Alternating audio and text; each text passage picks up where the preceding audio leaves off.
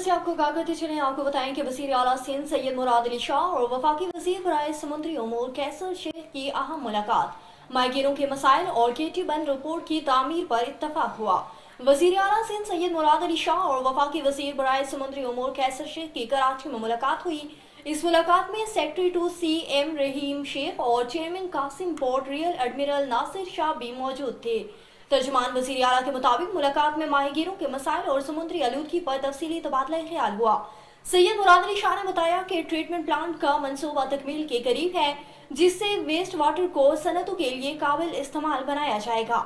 आलमी मायदे के तहत समुद्री आलूदगी पर काबू पाने के लिए वफाकी हुकूमत का ताउन भी तलब किया गया। मजीद बरान दोनों हुकूमत रहनुमाओं ने केटी बंद रिपोर्ट के क़याम पर इत्तफाक किया, जिसे वक्त की अहम ज़रूरत करार दिया।